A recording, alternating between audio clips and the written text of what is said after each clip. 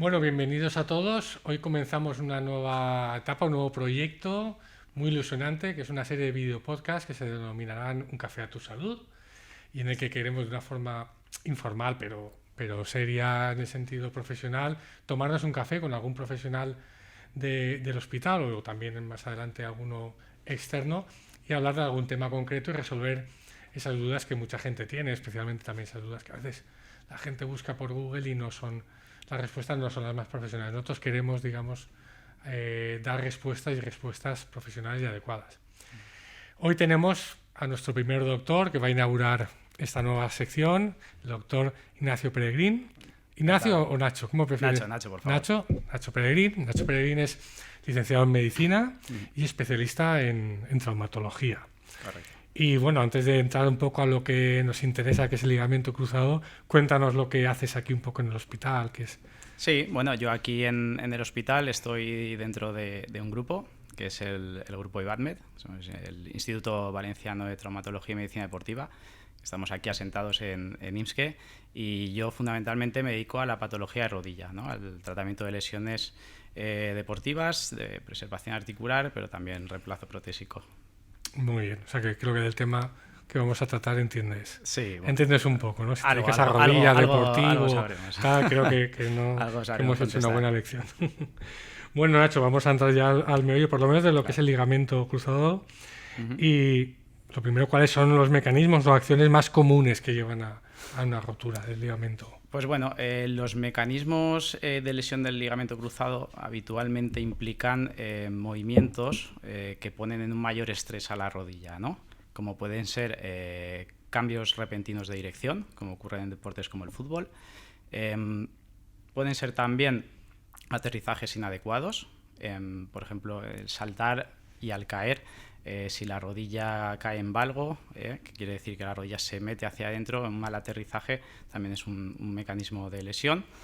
Después tenemos contusiones, traumatismos directos, pues al final en deportes de contacto como el rugby, el fútbol americano, aunque no sea algo habitual en nuestro país, el fútbol americano, pero los traumatismos directos son otro factor de riesgo. Y bueno, al final el mecanismo de lesión suele ser una combinación entre un gesto de torsión de la rodilla, ¿no? Por un lado el pie queda fijo en el suelo, el cuerpo rota, la cadera rota hacia interno y esa rodilla pues sufre un mecanismo de torsión unido a ese gesto de valgo, a esas fuerzas de valgo, que es que la rodilla se mete hacia adentro. Son esos mecanismos y también a veces la hiperextensión de la rodilla. Entonces podemos decir, le podría pasar a cualquiera, aunque le pase más a la gente que haga deporte, pero una persona normal podría hacer un gesto, tener un movimiento que... Habitualmente son lesiones que se dan en el deporte, pero una caída fortuita por la escalera o un resbalón por la calle también puede dar lugar a este tipo de lesiones. Sí. Vale. Y un poco, ¿qué síntomas nos dicen que...? Porque esto es una lesión que a veces no produce una rotura de hueso que se ve, ¿no? Entonces, ¿qué síntomas nos pueden indicar que hemos tenido una lesión de ese tipo? Habitualmente el paciente lo relata bastante bien, ¿no? Llega a la consulta y te cuenta que ha notado cómo la rodilla se le ha ido, como si se le hubiera salido, ¿eh? Y aunque esto no es así, no se le sale la rodilla de ningún sitio, sí que en el mecanismo de lesión del ligamento cruzado hay una cierta subluxación de la articulación, ¿no? Entonces, cuando nos cuentan que se le ha ido esa rodilla, nosotros, o al menos yo, la primera pregunta que les hago es si han notado un chasquido. Es algo bastante frecuente, no en el 100% de los casos, pero muchos pacientes refieren que han notado un crujido en esa rodilla. Y la siguiente pregunta que hacemos siempre es si después de ese chasquido ha notado que se le ha hinchado, ¿no? Porque un hinchazo en la rodilla a las pocas horas o al día siguiente en la rodilla suele indicar que puede ser un hematoma y bueno, esos tres signos son una lesión de cruzado hasta que se demuestre lo contrario, ¿no? Sí, son claramente un síntoma de que puede haber... La exploración tiene su importancia, ¿no? Luego hay que pasar a la camilla, explorar esa rodilla y con eso ya puedes tener una cierta certeza, una cierta sospecha de que esa lesión existe. Hablando ya de esa exploración, también una pregunta importante es qué importancia tienen las técnicas de imagen para ese diagnóstico, qué importancia, si la tiene, el tener una buena resonancia o un buen equipo de de imagen para vosotros en este caso? Hombre, por supuesto, porque al final, aunque tú sospeches la lesión, tienes que confirmarla de alguna manera, ¿no? Y estas son las pruebas de imagen. Generalmente pedimos radiografías, pero la técnica gold estándar para diagnosticar un ligamento cruzado es la resonancia magnética.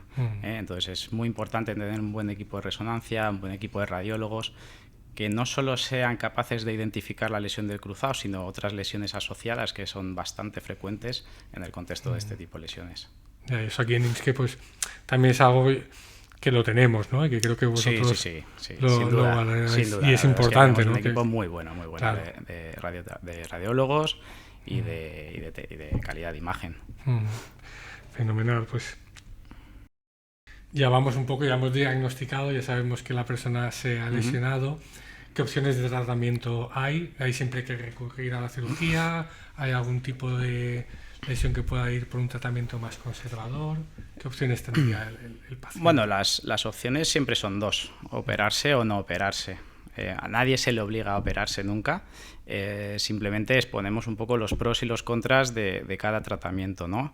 Sí es cierto que en determinados perfiles de pacientes recomendamos más la cirugía, como puede ser pacientes jóvenes, atletas que realicen deportes de pivote, y sobre todo también si existe alguna lesión asociada a nivel de meniscos, por ejemplo, que sea reparable en ese primer momento. El tratamiento ortopédico también tiene, o no quirúrgico, también tiene su cabida, sobre todo en pacientes menos activos, que no realicen deportes de pivotaje, o que realicen trabajos sedentarios y que después de una buena rehabilitación pues no tienen o no sienten esa inestabilidad en la rodilla. Vale, o sea que no siempre es necesario recurrir a la cirugía. No siempre. Pero si hace falta es porque es necesario, porque la actividad o el tipo de vida que tiene esa persona pues lo hace muy recomendable, ¿no? Así es. Entonces, vale, vamos a ver entonces también un poquito, ya entrando en temas de cirugía, qué tipo de técnicas de reconstrucción tenemos, porque bueno, se habla de utilizar injertos autólogos o alogénicos, vale, ¿no? injertos. Por las técnicas, bueno, un poquito qué opciones tenemos ya entrando en bueno, el tema de los injertos hace referencia a si ese ligamento cruzado lo vamos a reconstruir con tejido propio del paciente o de un donante, ¿no? El autoinjerto hace referencia a tomar un injerto del propio paciente. Y aquí tenemos diferentes opciones, ¿eh? Quizás las más utilizadas son la técnica del HTH, que es utilizar tendón rotuliano, o los tendones isquiotibiales, o un tendón que está muy de moda en los últimos años, que es el tendón cuadricipital. En gente joven, deportista, está claramente evidenciado que el uso de autoinjertos tiene una mejor integración en la rodilla y además una menor tasa de re-roturas comparada con los autoinjertos. Eso que se coge un ligamento del propio... Se coge un tendón de otra zona para que haga de ese ligamento. ¿No? Y ese tendón de otra zona no pasa nada, tiene... No, funcionalmente no tiene mayor repercusión. Sí que cada injerto pues, puede tener una morbilidad, ¿no? Un problema de esa zona donante concreto asociado, pero para luego la práctica deportiva o para el día a día no tiene apenas repercusión funcional. Pues me resulta curioso, ¿no? Que cogemos una pieza del coche y la pasamos. Yo siempre le digo a los pacientes, si les cogemos al futbolista del tendón rotuliano y vuelven a jugar y a rendir al mismo nivel o prácticamente al mismo nivel, muchas veces cuando no son pacientes de este tipo, que son los que más abundan, pues digo, a ti tampoco te va a repercutir o no te tendría que repercutir. Sí, al paciente que más se le exige, ¿no? A nivel deportivo. Claro. Pues eso, a partir de ahí, ¿no? Cualquiera puede estar tranquilo. Si estáis acostumbrados a operar a esos deportistas que muchas veces me has comentado, ¿no? Deportistas ya profesionales de un nivel alto, pues desde luego lo que es a lo que tú dices, en la mayoría de los pacientes, pues no hay ningún problema. Bueno, luego respecto de técnicas, tenemos técnicas también para niños. No es lo mismo tratar un adulto que un niño, ¿no? En los niños existe el cartílago de crecimiento que tenemos que respetar, sobre todo a determinadas edades muy tempranas, edades de 11, 12 años, que incluso estamos viendo muchísimos casos de niños a estas edades con lesión del ligamento cruzado. Entonces ahí las técnicas cambian también un poquito. Vale. Pero Y bueno, luego, es un tema ya un poco más específico. para otro, vale, fenomenal. Para mucho debate. Ya tenemos todo. otra charla. Estupendo, repetiremos. Y luego también, ya antes de pasar al tema del deporte, que posiblemente sea lo que más le interesa a todo el mundo, cada vez en cirugía, en todos los ámbitos, ¿no? Se intenta hacer tratamientos cada vez menos invasivos, ¿no? Menos, corrígeme si me equivoco, también en el ligamento cruzado, Claro. el tratamiento es por artroscopia, ¿no? Es mínimamente invasivo, Sí, el tratamiento realmente se hace por artroscopia. Hace muchísimos años que ya no se hacen ligamentos cruzados de forma abierta. Entonces, lo que es hacer la reconstrucción, esa cirugía, se hace por artroscopia. Lo único es que necesitamos una incisión en otra zona de la rodilla para poder sacar este injerto que necesitamos para hacer el ligamento, ¿no? Entonces, pues a través de pequeñas incisiones de 2 centímetros somos capaces de sacar un tendón isquiotibial o un cuadricipital, y para el tendón rotuliano pues quizá heridas un poquito más grandes. Con lo cual también a nivel de recuperación es mucho mayor, ¿no? Cuanto menos daño le haces en general. Sí, bueno, lo que pasa es que aunque la cirugía sea mínimamente invasiva, no quiere decir que luego la recuperación sea mucho más liviana y mucho más tranquila, ¿no? Al final la recuperación del cruzado es la que es, y las incisiones pues pueden ser más o menos estéticas, ¿eh? Vale. Muy bien. Bueno, pues vamos ya a lo que interesa a mucha gente, ¿no? Una serie de preguntas más relacionadas con el deporte, porque normalmente la gente que practica deporte, tanto profesional como amateur, pero suele ser las que en más ocasiones se pueden provocar estas lesiones. Entonces, lo primero es qué deportes o qué actividades serían las que más provocan una rotura del ligamento. Bueno, pues seguramente todo aquel deporte que exige una demanda neuromuscular más alta y una coordinación mejor, como pueden ser pues deportes de pivote, ¿no? Deportes como el fútbol, el tenis, el pádel, el baloncesto, o deportes que a lo mejor en los que predomina más el salto y el aterrizaje, como puede ser el baloncesto o el voleibol. Y también los deportes de contacto, como hemos dicho antes, el rugby. Porque un golpe también puede provocar. Claro, un golpe puede dejarte la pierna fija en el suelo y doblar la rodilla. Entonces, un poco esos serían los deportes con más riesgo. O sea, el que hace vela puede estar más o menos tranquilo, ¿no?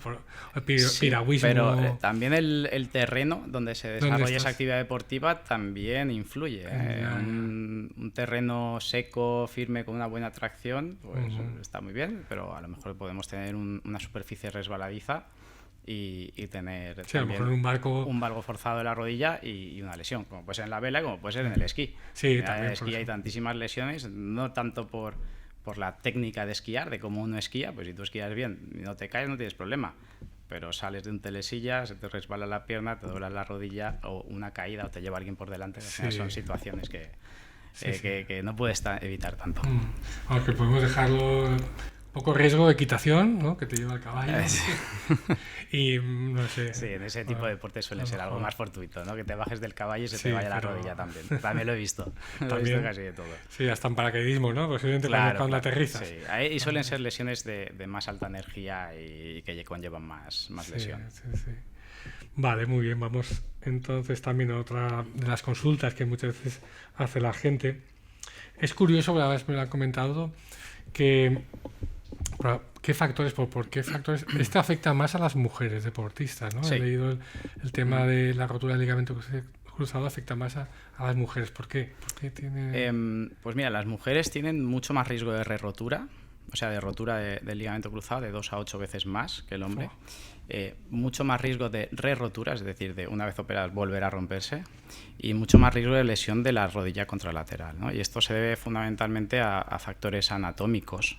Por un lado, las mujeres tienen la pelvis un poquito más ancha y eso condiciona un ángulo Q aumentado. Y ese ángulo Q hace referencia a la alineación entre la cadera y la rodilla, ¿vale?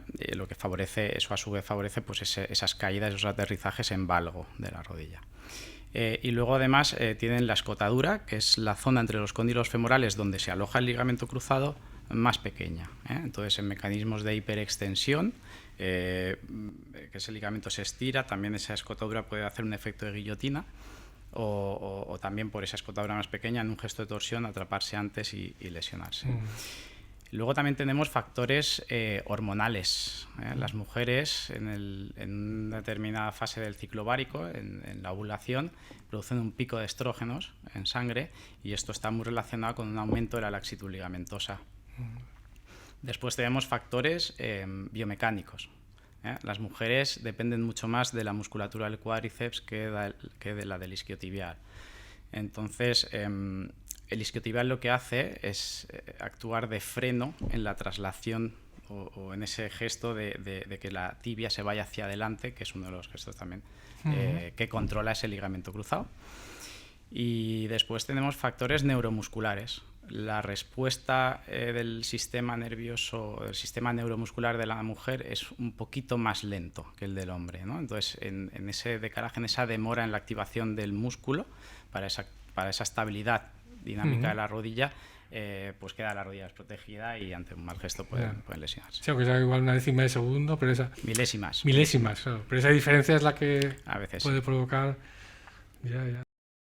Porque entonces entiendo, a lo mejor habría que dar, no sé si da para otra charla, pero una serie de consejos igual a las mujeres deportistas de qué hacer por el momento del periodo menstrual. Sí, se está trabajando y se está investigando mucho en los últimos años en el tema de las lesiones de cruzado de la mujer.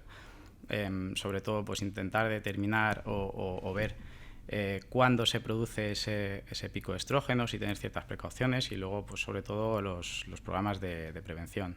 Muy bien.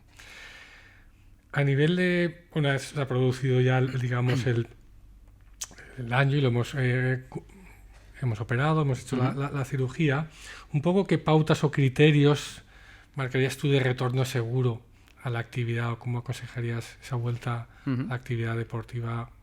Pues bueno, esto es algo que yo creo que tenemos que llevar conjuntamente y de la mano con los fisioterapeutas, ¿no? Nosotros como traumatólogos nos enfocamos mucho más en la parte quirúrgica y en el control posoperatorio, en que no haya complicaciones, en que el paciente, pues vamos efectuando nuestros test estáticos ahí en consulta de estabilidad de la rodilla, pero luego existe una parte que es la que llevan los fisios, que llevan al paciente más en el día a día y que van controlando un poquito pues todos esos factores que van determinando el momento de pasar de una fase de la recuperación a otra, ¿no? Entonces yo un poco resumo siempre que hay unos criterios biológicos, es un poco el tiempo que tarda ese ligamento en integrarse en la rodilla y en estar más o menos seguro para resistir pues los movimientos de tu actividad deportiva, y por el otro lado los criterios funcionales, ¿no? Son una serie de batería de test que se hace al paciente para ver cuándo es el momento más adecuado de volver. Volver y de qué modo, ¿no? De volver y rendir. Y rendir. Entiendo que será progresivo y claro, sí. Más o menos qué tiempo de recuperación tendría pues tiempo normal. Lo ideal es entre los 9 y los 12 meses, diría yo. Hace tiempo que incluso en los deportistas de fútbol profesional cada vez se ha ido dilatando un poquito más el tiempo de retorno al deporte, porque está visto que disminuye mucho el riesgo de re-rotura cada mes que pasa en el retorno al deporte, por lo menos hasta los 9 meses, ¿no? A los 9 meses digamos que ya se equilibra un poco, pero ese riesgo antes de los 9 meses es mucho mayor. Ya. Porque sí que a veces, sobre todo a nivel de deportistas profesionales, hay mucha presión para que vuelvan cuanto antes a la actividad, ¿no? Pero a veces volver antes puede ser perjudicial. Contraproducente, sí. A ver, al final hay que tener también en cuenta ese entorno del deportista más de élite. Pero ya te digo, al final estos son los casos que menos, lo grueso de los pacientes al final suelen ser pacientes que hacen un deporte recreacional, ¿no? Esas situaciones son un poco especiales, ¿no? Entonces nada, se tienen que armar de paciencia nuestros pacientes deportistas amateurs. Sí, no hay que tener prisa, hay que volver bien y hay que volver seguro. Sí, yo me acuerdo yo también con los esguinces, ¿no? Cuando era pequeño y tal, y a veces te ponían la escayola, me decían, no, pero cúrate bien, porque si no... Yo he jugado toda la vida de baloncesto y me he hecho más de 20 esguinces en cada tobillo, ya no me queda ni un ligamento ni medio y los tengo totalmente inestables. ¿Por qué? Pues porque en su día tenías muchas ganas y yo a la semana decía, no, yo tengo que jugar. Sí, claro. Entonces es bueno tener algo de paciencia, muy bien. Tenemos aquí también otra pregunta, ¿no? Que un poco antes lo has comentado, pero sí podemos añadir algo porque tiene bastante también interés, que es un poco por describir en qué consisten los programas de entrenamiento neuromuscular y cómo ayudan a la prevención. Sí, pues mira, estos son programas encaminados a mejorar la fuerza, la coordinación y el control motor, ¿vale? Son ejercicios sobre todo de fuerza para fortalecer musculatura isquiotibial, cuádriceps, isquiotibial, el core y el glúteo, que es un estabilizador de la cadera. Luego ejercicios de pliometría. Son ejercicios que entrenan un poco la técnica del salto y el aterrizaje, seguro, a una pierna o a dos piernas. Tenemos ejercicios de propiocepción, que son ejercicios para... Este tipo de ejercicios que se hacen en superficies inestables para mejorar un poco o entrenar al sistema nervioso que activa los músculos que van a controlar la posición de la articulación en un momento determinado del gesto deportivo. Luego tenemos ejercicios de agilidad, ejercicios que optimizan el patrón de movimiento, ¿no? Que entrenan esos giros. Y básicamente un poco estos son los ejercicios que se incluyen. Luego también de corrección de técnica. Estos son los ejercicios del programa neuromuscular, y un poco ¿qué favorece esto? Pues lo que hacen es minimizar el riesgo de que te puedas lesionar. ¿De qué forma? Pues mejorando la estabilidad dinámica de la rodilla y que eso a su vez lleva a una menor sobrecarga o estrés sobre ese ligamento cruzado. O sea, que es un entrenamiento un poco del cerebro también, ¿no? Del sistema nervioso. De todo el sistema, digo, para que nos entendamos. O sea, no solamente hay que preparar al músculo, sino también a todo el sistema relacionado al final lo que activa el músculo es el sistema nervioso. Claro. Entonces, y de hecho está visto que estos programas de prevención reducen hasta un 50 o un 80% el riesgo de rotura en atletas jóvenes. Pues eso yo creo que también nos va a dar, ¿no? Para otra charla igual, no sé si más práctica incluso. Esto pero seguramente te podrían contar mucho más los fisioterapeutas. Los fisios, bueno, pues prepararemos una con fisios porque yo sé que este tema nosotros en IMSS que patrocinamos también a muchos equipos deportivos, no solo el Levante, sino también equipos base y cuando tengo la ocasión de hablar con ellos siempre el tema del ligamento es una preocupación, cómo podemos evitarlo, qué podemos hacer para que no haya tantas recaídas. Estos programas son súper importantes. Es muy importante. Los clubes a lo mejor más con más peso sí que los tienen incluidos. De hecho, hay programas de la FIFA para prevenir las lesiones del ligamento cruzado en el fútbol, que es el FIFA Plus, y incluso hay uno para niños, que es el FIFA Plus Kids. Lo que pasa es que a día de hoy yo creo que falta un poco más por implementar este tipo de programas en el deporte base. Claro, pues a veces no les llega, ¿no? Sería interesante hacer una labor más didáctica a ese deporte base que no tiene tantos recursos. Al final son ejercicios simples y que 15-20 minutos antes de un entrenamiento pues pueden ahorrar muchas lesiones. Muy bueno. Pues nada, nos queda ya poquito. También un poco aquí vemos que un poco recomendaciones a nivel de calzado deportivo. ¿Darías alguna recomendación, algún tipo de indicación, alguna pista? Pues mira, la suela, por ejemplo, es algo importante, ¿no? La suela tiene que proporcionar una tracción adecuada, sin ser excesiva para evitar que el pie pueda quedar anclado en el suelo y que en un mecanismo de giro te puedas lesionar. Luego debe de tener un soporte para acoplantar, debe ajustarse bien al tobillo, debe cambiarse regularmente. No vale estar jugando con la misma zapatilla de hace 5 años. Es recomendable. Claro. Y bueno, ¿qué más? En cuanto al calzado, eso, básicamente. Sobre todo renovarlo, ¿no? Y luego que sea también específico del deporte que vas a utilizar o que vas a practicar y de la superficie donde vas a practicarlo, ¿no? No tiene nada que ver un césped natural con un césped artificial, una cancha dura de una tierra batida en tenis, una tierra. Una madera, claro. Sí, es verdad que a veces los que no somos profesionales, pues claro, te metes con las mismas zapatillas muchas veces eso lleva y es un partido, ¿no? Pero si ya te lo tomas en serio y dices, oye, me gusta el pádel, me gusta la tierra, me gusta el básquet, he vuelto a descubrirlo, como conozco a alguno que lo ha vuelto a descubrir, pues es importante, ¿no? El comprarte el calzado adecuado. Muy bien. Luego también, bueno, yo creo que iba a colación, ¿no? Un poco como a la pregunta anterior, ¿cómo influye la superficie de juego en la probabilidad de sufrir esta lesión? ¿Hay alguna superficie que tengamos que vigilar más o tener más en cuenta o más? Pues mira, al final, por ejemplo, el césped natural te da una buena... Si está seco y está firme, pues te da una buena tracción, ¿no?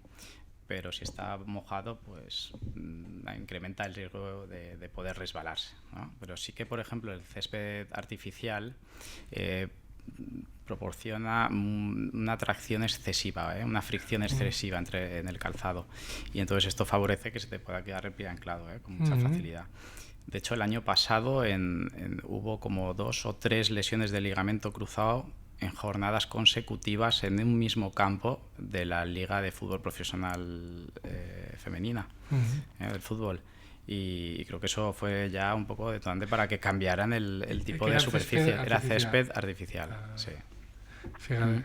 Y luego, pues superficies blandas como la arena, pues te absorbe muy bien los impactos, pero estresa más a los ligamentos por esa inestabilidad del terreno, y al revés, el terreno, un terreno de juego más duro, una cancha de cemento o de madera, pues te da un buen agarre, pero a lo mejor te va a incrementar los impactos sobre la articulación, ¿no? O sea, cada superficie tiene sus peculiaridades. Sí. Y luego tenemos ahí un poco qué papel juega la fatiga muscular en este tipo de lesiones. Es decir, vamos de llevar un control o tener en cuenta la fatiga de cara a parar, o que llegue un momento en el que... Sí, a ver, la fatiga afecta directamente, por un lado, al control neuromuscular, ¿no? Si tú estás cansado, tu músculo está cansado, va a tardar un poco más en activarse y en proporcionar esa estabilidad que necesita de tu rodilla. Y por otro lado, te puede afectar a la agilidad, a tu rendimiento. Si estás más cansado, pues no vas a hacer los movimientos de una forma tan fina, tus impactos, tus aterrizajes pueden ser más bruscos, y al final tu coordinación se ve mermada también. O sea, que llevar al límite a veces, aunque tengas ganas, aunque me apetece, voy a seguir dándole un poco más a ver si llego a la montaña siguiente. Imagínate un corredor de... A veces vale la pena pensarse... Sí, al final... Por prevenir, en realidad no solo que tú aguantes y ponerte a prueba tu cuerpo, que a veces nos gusta, ¿no? Cuando haces deporte es también una forma de probarte, pero hay que tener en cuenta... que la fatiga afecta a estas cosas, ¿no? ¿Y cómo gestionarlos? No sé, tenía la pregunta de cómo gestionarlos.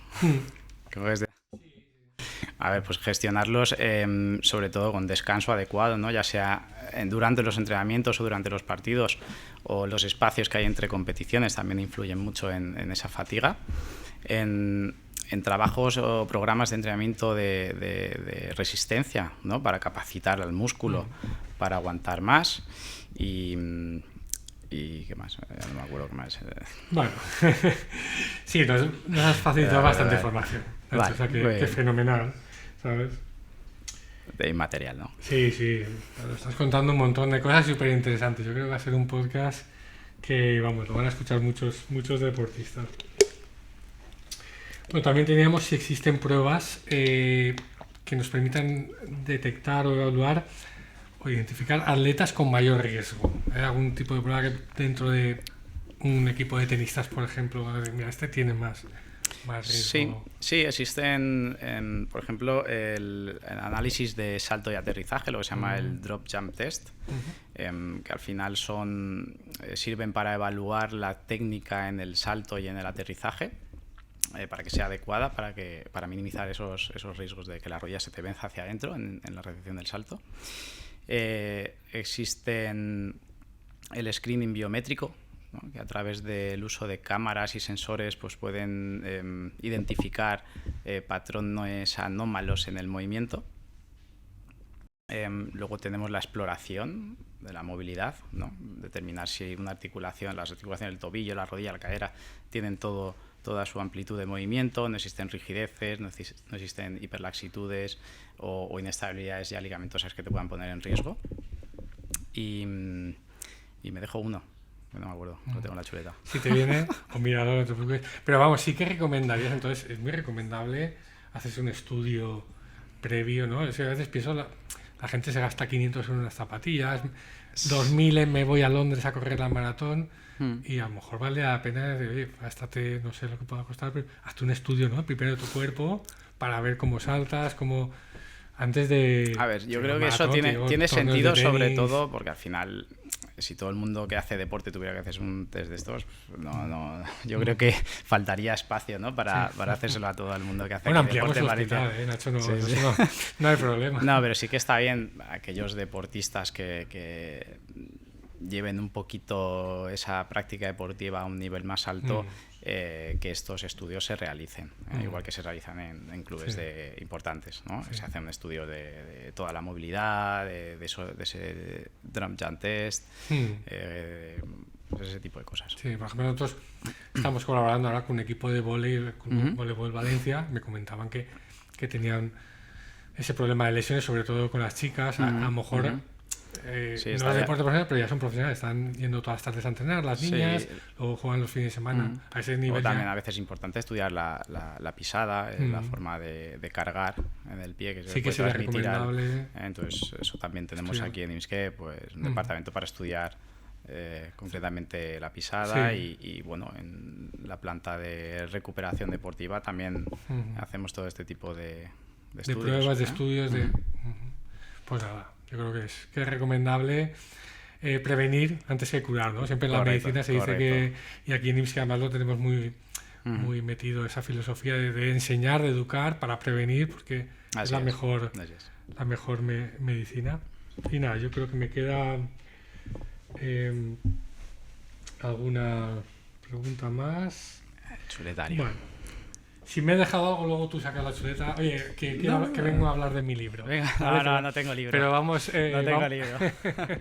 Aquí, encima no te pagamos nada. No he descubierto yo nada aquí en este tema, está todo en el libro. Que puedes contarnos luego lo que quieras. Sí que nos quedan, hemos hecho también preguntas, ¿no? A algunos deportistas, preguntas en la calle o en el centro deportivo. Y hemos traído 3 preguntas que yo creo que a lo mejor pues puede ser. Porque las mujeres nos lesionamos más que los hombres. Por una serie de factores anatómicos, biomecánicos, neuromusculares y hormonales. Pues hay una parte que de momento podemos prevenir, pero hay otra parte que todavía no. Vale, otro jugador nos... Bueno, y también perdona, porque al final el deporte femenino en los últimos años ha tenido un auge tremendo. Sobre todo, yo lo veo mucho en el fútbol, ¿no? Las mujeres cada día practican mucho más deporte y a un nivel competitivo mucho más alto. También por eso hay más lesiones, porque están entrando más jugadoras. También vemos mucho más. Claro, al final... al tirón, por ejemplo, la selección española de fútbol que ganó el Mundial, pues ha hecho que también muchas niñas se hayan querido apuntar al fútbol, ¿no? O el equipo de Valencia Basket, ¿no? Que hace también estimula a las niñas a que quieran practicar un deporte más concreto y además a alto nivel. Sí, eso también lo bueno que tendrá el que se incorporen más mujeres al deporte, más chicas jóvenes, es a que investiguemos más, a que tengamos más conocimiento, ¿no? Porque desgraciadamente, pero cuantas más lesiones ves, más aprendes, ¿no? Sí. Hay que trabajar un poco más sobre la prevención que sobre el tratamiento. Efectivamente, ¿no? Pues la parte positiva de que haya a lo mejor más lesiones, aunque viene como que haya más volumen de deportistas, pues sí que a lo mejor te permite estudiar y terminar un poquito mejor. Mejor, ¿no? Y prevenir mejor, encontrar mejores soluciones, etcétera. Muy bien. También otro nos preguntaba un poco... ¿Qué me recomiendas para evitar lesiones de ligamento? Depende mucho del deporte que vayas a hacer, pero sobre todo incluir esos ejercicios de estabilidad de la rodilla, ejercicios dinámicos antes del deporte y pues, los estiramientos a posteriori para mantener la función muscular. Y luego pues trabajar mucho esos gestos concretos que tú vayas a hacer en tu deporte. A ver, si es correr, pues no tienes mucho que trabajar mejor, ¿no? Si es correr a nivel usuario, pero básicamente... Pero un calentamiento específico para prevenir, sí. O sea, sí que recomiendas que la todo gente se informe un poco y decir, voy a hacer, no solamente voy a mover el tobillo así, que es lo que hacemos todos cuando vamos a entrar a la pista. No solo movilidad articular, sino algún ejercicio con salto, algún ejercicio con cambio de dirección, algún ejercicio con pivote. ¿Ya? Que permita, digamos, preparar esos ejercicios de propiocepción, que permitan activar ese sistema neuromuscular. Antes de entrar en materia. En materia, muy bien. Yo creo que es un buen consejo, porque a veces nos metemos en la pista, ¿no? De tenis, yo que hago tenis, eso, y haces los 4 ejercicios que te enseñaron, llegas apurado, mueves el brazo y ya está, ¿no? Haces así. Efectivamente, quizá hay deportes que deberíamos tener más en cuenta, algunos ejercicios específicos. Y finalmente, Bueno, venía también relacionado, me decía aquí si existe, esto ya es a nivel médico. ¿Existe alguna prueba que me ayude a anticiparme a una lesión? Bueno, un poco lo que te he explicado previamente, ¿no? Estudios de ejercicios de pliometría, el estudio de la pisada, sobre todo estudiar un poco cómo saltas, cómo recepcionas, ¿no? Lo que te he dicho, la pliometría, y pruebas de fuerza también, pruebas de fuerza para medir un poco el equilibrio entre cuádriceps y isquiotibial, ¿no? Porque ahí hay unos ratios en los que puede haber un poquito más de riesgo de lesión, y los programas de...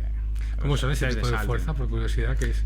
Son mediciones que generalmente, habitualmente realizan los fisioterapeutas, mediciones de fuerza objetiva, entre un cuádriceps y el isquiotibial, entre una pierna y otra pierna. Esto además es algo que nos es muy útil en los posoperatorios y en el preoperatorio también, de cara a enfrentarse a una cirugía de ligamento cruzado, saber cómo tenemos el equilibrio muscular para poder después llevar un seguimiento adecuado y determinar cuándo es el momento de pasar por ejemplo, a trotar o hacer ya ejercicios de impacto. Bueno, esto. Última pregunta, yo creo que con eso terminamos, que me ha venido ahora a la cabeza, porque yo sé que aquí en Minsk cada vez, y yo me imagino que también en el ligamento, como en otras cosas, me comentan los médicos, cada vez más importante el ejercicio en el preoperatorio, es decir, que el paciente un mes antes de operar fortalezca la musculatura, porque eso ayuda mucho a la recuperación. Imagino que en el ligamento también, ¿no? Sí.